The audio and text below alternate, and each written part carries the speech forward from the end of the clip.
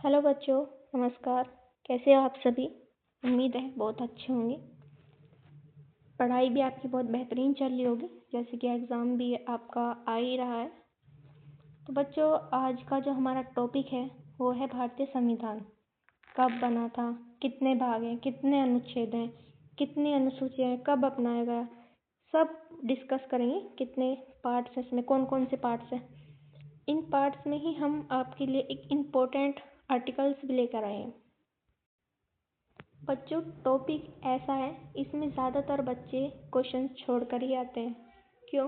क्योंकि पॉलिटी में बच्चे ज़्यादातर आर्टिकल्स पर ही फोकस करते हैं। वो कौन आर्टिकल कौन से भाग में है उन पर नहीं करते हैं, भाग याद नहीं करते हैं, जब उनके नाम याद नहीं करते हैं, क्वेश्चन यूजुअल बात है, छूट ही जाते हैं। तो सबसे बेसिक जो क्वेश्चन बनने वाला है यहीं से है कि मूल संविधान में कितने भाग हैं? 22। अनुच्छेद कितने हैं? 395। अनुसूची कितनी है? 8। ठीक है। वर्तमान में इनमें इस संविधान में संशोधन हुए, जिससे कि 25 भाग हो गए, 470 अनुच्छेद हो गए, 12 अनुसूचियाँ हो गई। निर्माण में सबसे लंबा समय लगा है, क्योंकि ये दुनिया का सबसे बड़ा संविधान है। ठीक है। 2 वर्ष 11 माह 18 दिन। 2 वर्ष 11 माह 18 दिन निर्माण समय लगा ये। अपनाया कब गया था? 26 नवंबर 1949। क्वेश्चन कैसे बनता है? संविधान दिवस कब मनाया जाता है? 26 नवंबर 1949 को। ठीक है। अब है भाग 1। भाग 22 बताए थे मैंने आपको, उनमें से भाग 1 ये है, संघ और उसका राज्य क्षेत्र, यानी कि भारत में जो केंद्र है वो, और भारत में कितने राज्य हैं वो। ठीक है। अनुच्छेद कहाँ से कहाँ तक है? 1 से 4 तक। पहले भाग में कितने अनुच्छेद हैं? 4। 1 से 4 तक। नए राज्यों का निर्माण करने की शक्ति किसके पास है? संसद में। आर्टिकल 4 में दिया गया है। ठीक है। संसद ही नए राज्यों का निर्माण कर सकती है। ठीक। ट्रिक देख लीजिए, किताब के पहले पन्ने पर जैसे नाम होता है किताब का, वैसे ही भाग 1 में देश का नाम है। ठीक है। नेक्स्ट, भाग 2 में आता है नागरिकता। नागरिकता में कितने आर्टिकल्स हैं? 5 से 6 तक। ठीक है। 5 से 6 तक आर्टिकल भाग 2 में आते हैं। नागरिकता भाग 2 का नाम है। भारत में एकल नागरिकता है, ब्रिटेन से ली गई है। वैसे 2 नागरिकता कैसी होती हैं? जैसे कि सेंट्रल की अलग होती है, स्टेट्स की अलग होती है, लेकिन हमारे देश में एक ही नागरिकता है, सेंट्रल की।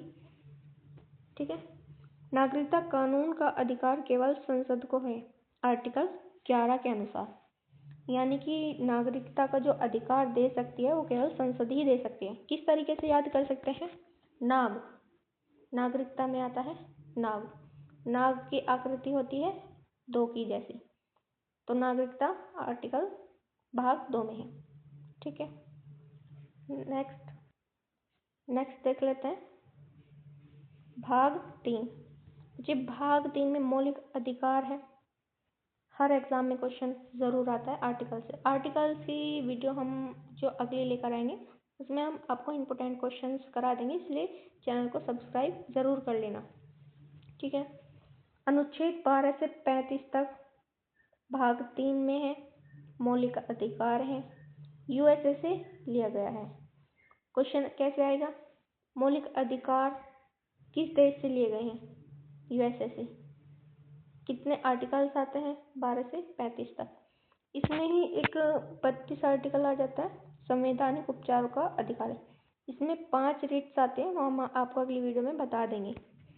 संविधान की आत्मा कहा था डॉक्टर भीमराव अंबेडकर ने, आर्टिकल 32 को। ठीक, याद कैसे करेंगे?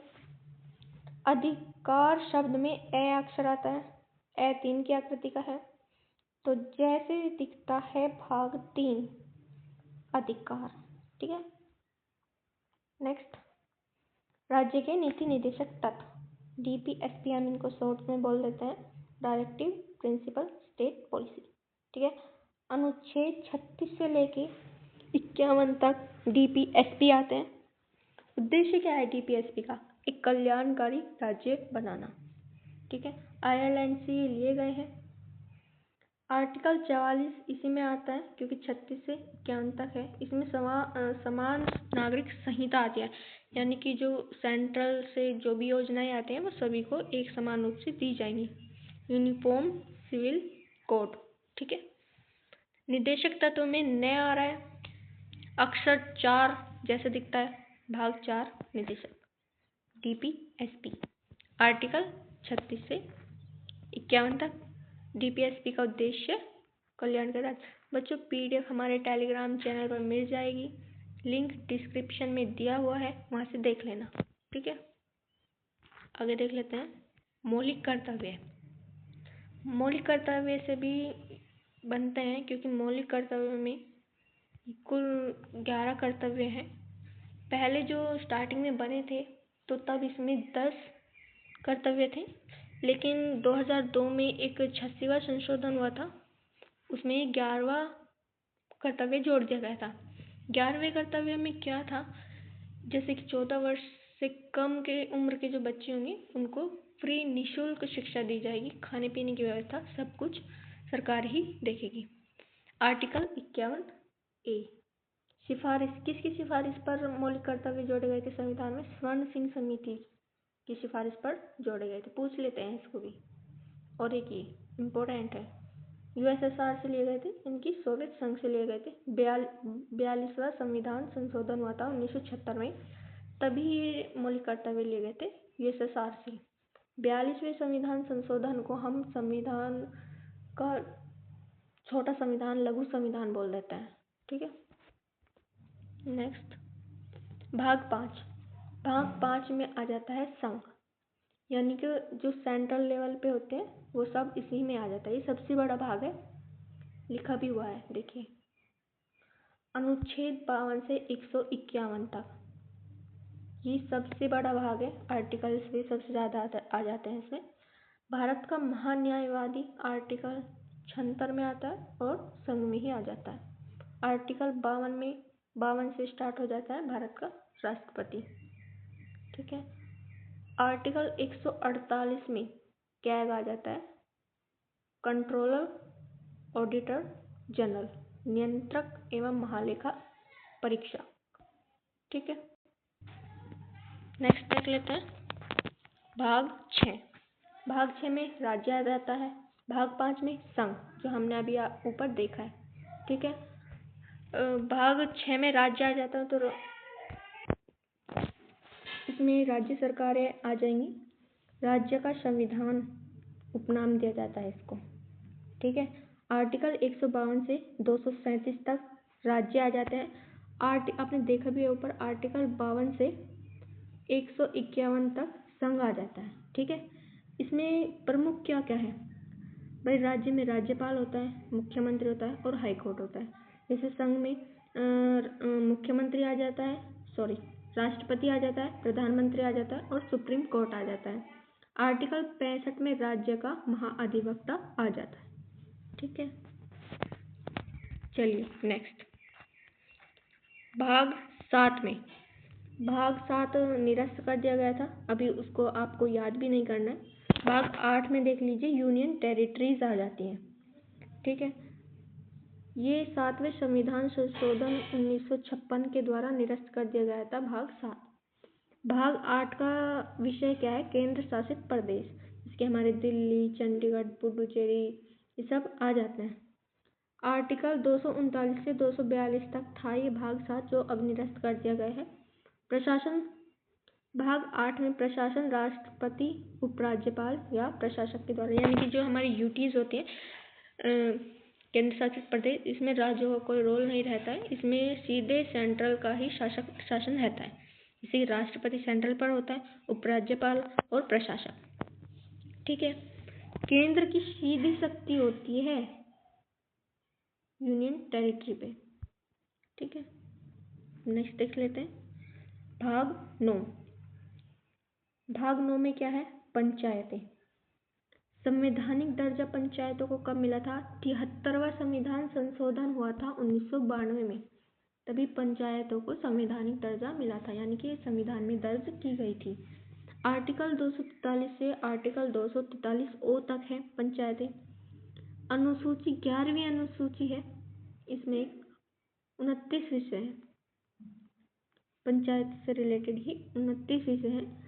त्रिस्तरीय प्रणाली है पंचायत में, तो वो बलवंत राय मेहता समिति की सिफारिश मतलब नहीं बनाई थी त्रिस्तरीय समिति। ट्रिक कैसे? पी से पंचायत 73 अमेंडमेंट के द्वारा, वो तो लिखा ही हुआ है ऊपर, ठीक है। नेक्स्ट देख लेते हैं भाग 9 का ए और 9 का बी। भाग 9 के ए में क्या है? नगर पालिका। सीधे सीधे क्वेश्चन ऐसे ही पूछा जाता है कि भाग 9 के ए में क्या है, हम सीधे सीधे आंसर दे देंगे नगर पालिकाएं। कौन से संविधान संशोधन द्वारा जोड़ी गई थी? 74वें संविधान संशोधन द्वारा। आर्टिकल 243 पी से 243 जेड जी तक। ये इतना इम्पोर्टेंट नहीं है, इसको इग्नोर करना, बस ये याद रखना ऊपर का, ठीक है। आर्टिकल 9 बी में सहकारी समितियां हैं। संशोधन 97वें संविधान संशोधन हुआ था 2011 में। अनुच्छेद 243 जेड एच से 243 जेड टी तक। ये भी इतना इम्पोर्टेंट नहीं है, बस आप इतनी ये याद कर लेना। और ये भाग 9 बी में सहकारी समिति, ठीक है। नेक्स्ट देख लेते हैं आर्टिकल 10। आर्टिकल 10 में अनुसूचित और जनजाति क्षेत्र आ जाता है। शेड्यूल कास्ट और शेड्यूल ट्राइब क्षेत्रों का प्रशासन। अनुच्छेद 244 से 244 ए तक सिंपल है। भाग 10 में अनुसूचित और जनजातीय क्षेत्र आ जाता है। आर्टिकल 244 से 244 ए तक है। संबंधित अनुसूचियाँ, ये अनुसूचियाँ जो मैंने आपको ऊपर 8 अनुसूचियाँ बताई थी, उसमें मैं आपको अलग से बताऊंगी। उसमें 5वीं और 6ठी अनुसूची में हमारे SC/ST से रिलेटेड है। वहाँ पर शक्ति किसकी रहती है? राष्ट्रपति की, यानी कि राष्ट्रपति ही शासन करता है अनुसूचित और जनजातीय क्षेत्र पर, ठीक है। क्षेत्र घोषित करने की जो शक्ति है राष्ट्रपति की है, और राष्ट्रपति ही वहाँ पर शासन भी करता है, ठीक है। नेक्स्ट देख लेते हैं भाग 11। भाग 11 में क्या है? संघ और राज्यों के बीच संबंध, यानी कि सेंट्रल और जो स्टेट होते हैं उन दोनों के बीच संबंधों को कौन सा भाग दर्शाता है? 11, ठीक है। आर्टिकल 245 से 263 तक है। संबंध प्रकार विधायी और प्रशासनिक हो सकता है, ठीक है। आर्टिकल 263 में क्या है? अंतरराज्य परिषद। पूछा नहीं जाता, इंपॉर्टेंट नहीं है। ट्रिक 1 और 1 11 मिलकर रिश्ता बनाते हैं भाग 11। बस ये याद रखना है कि आर्टिकल भाग 11 में क्या है? संघ और राज्यों के बीच संबंध। बस यही क्वेश्चन पूछा जाता है, ज़्यादा कुछ नहीं पूछेगा यहाँ से। भाग 12 में क्या है? वित्त, संपत्ति और संविदाएं, ठीक है। विषय वित्त, संपत्ति और संविदाएं। अनुच्छेद 264 से 300 ए तक, ये इम्पोर्टेंट है, इसमें ये भी है इम्पोर्टेंट ही। आर्टिकल 12 में वित्त, संपत्ति और संविदाएं। 280वें वित्त आयोग की स्थापना के बारे में बताया गया है। ये इम्पोर्टेंट है, वेरी वेरी इम्पोर्टेंट, ठीक है। ये भी, और ये जो संपत्ति का अधिकार है, पहले हमारा मौलिक अधिकार हुआ करता था, लेकिन अब विधिक अधिकार है 300 ए में, ठीक है। और GST के बारे में 280 ए में, ठीक है।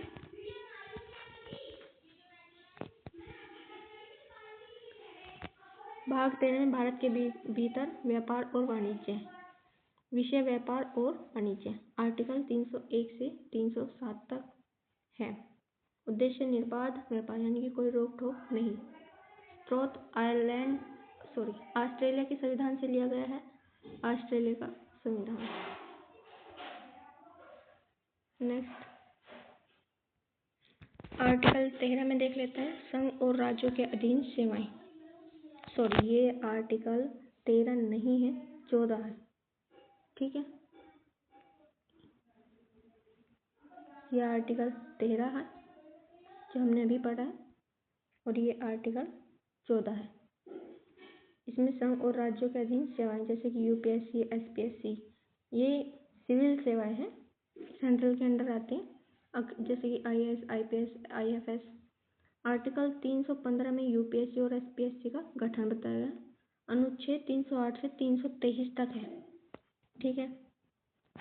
और भाग 14A अधिकरण tribunals article 323A and 323B। इतना इम्पोर्टेंट नहीं है, इसको मत याद करना। भाग 15 वेरी वेरी वेरी इम्पोर्टेंट विषय निर्वाचन आयोग 324 से 329A तक है निर्वाचन, ठीक है। 61वां संविधान संशोधन हुआ था, तो उसमें जो हमारी आयु की गई मतदान करने की 21 से 18 वर्ष की गई, नहीं तो इससे पहले जो हमारा मतदान की आयु थी वो 21 वर्ष थी, ठीक है।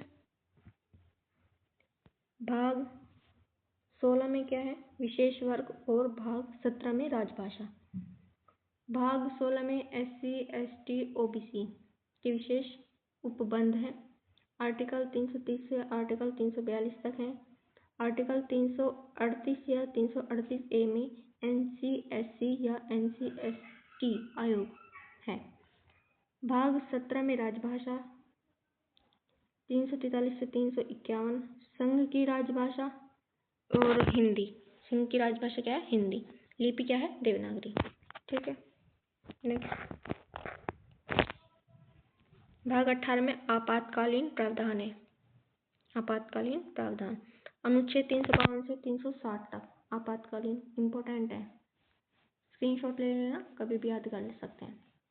राष्ट्रीय आपातकाल यानी कि अगर कोई राष्ट्र पर जैसे कि 2 कंट्रीज में वार होने लगते हैं तो उसके वो राष्ट्रीय आपातकाल के अंडर आ जाएगा। राष्ट्रपति शासन यानी कि अगर आर्टिकल 356 में राष्ट्रपति शासन यानी कि जैसे मणिपुर है, वहाँ पर दंगे फसाद होते रहते हैं, तो वहाँ पर अभी राष्ट्रपति शासन लगा हुआ है, ठीक है। आर्टिकल 360 में वित्तीय आपात यानी अगर किसी देश में पैसे से संबंधित कोई कमी आ जाए तो वो हम वित्तीय आपात में रखते हैं, ठीक है। नेक्स्ट भाग 20। भाग 20 में क्या है, संशोधन और अन्य। भाग 20 में संशोधन आर्टिकल 368 संविधान में संशोधन किस आर्टिकल के तहत कर सकते हैं, 368, और कौन सा भाग है, 20। ये कहाँ से लिया गया है, दक्षिण अफ्रीका से। अस्थायी प्रावधान है, आर्टिकल 370 हटाया गया। भाग ये 21 जो है अस्थायी प्रावधान है, ये 370 के द्वारा हटाया जा सकता है। भाग 22 में संक्षिप्त नाम है, शॉर्ट टाइटल्स, ठीक है। तो बच्चों ये थी हमारी आज की क्लास। अगर वीडियो पसंद आई हो तो लाइक कर देना और चैनल को सब्सक्राइब तो ज़रूर ही कर लेना, क्योंकि जैसे जैसे हमारी वीडियोस आती रहेंगी सब वो सबसे पहले आपके पास पहुंचती रहेंगी, ठीक है। ओके।